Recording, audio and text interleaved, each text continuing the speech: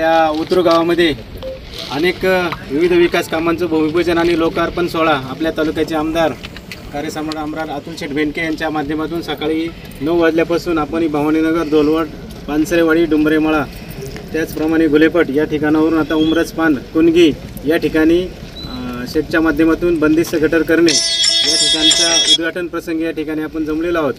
या सर्व भागामध्ये आता अतुल शेठच्या माध्यमातून अनेक कामं झाली। या ठिकाणी PM-JSYचं पण काम चालू आहे। त्याचप्रमाणे इकडं उमरजपान, कुणगी शिवार रस्ता या ठिकाणी आपण मागीलच वर्षी या ठिकाणी खडीकरणाचे काम केलं, त्याच्यानंतर डांबरीकरणाचे काम झालेलं आहे। तो रस्ता थोडासा खराब झालेला आहे आणि त्याची पण मागणी आपण शेठच्या माध्यमातून या ठिकाणी प्रस्तावित केलेली आहे।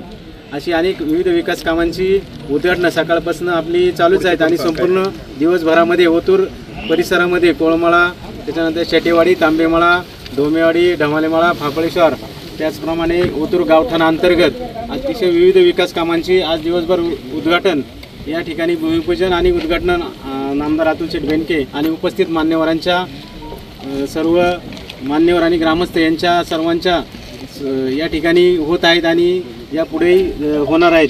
ते या ठिकाणी आत्ताच आमचे मामा शिवराव तांबे यांनी या ठिकाणी नारळ वाढवून या कामाचं उद्घाटन केलेलेच आहे।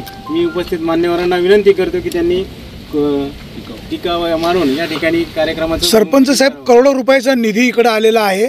उतरूकर कोणाच्या सोबत? शेठच्या समूहित आहेत ना।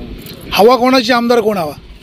अतुल शेठ यांची विकास कामाच्या माध्यमातून अतिशय एक सुशिक्षित आणि कार्य आणि जो वस्ती किंवा मळा या ठिकाणी अतुल शेठच्या माध्यमातून जी कामांची मागणी केलेली आहे त्या प्रत्येक कामाला त्यांनी काम करतच आलेले आहेत आणि यापुढे ते कामं त्यांच्या माध्यमातून अनेक विकास कामं होतच राहतील याबद्दल कुठलीही शंका नाही।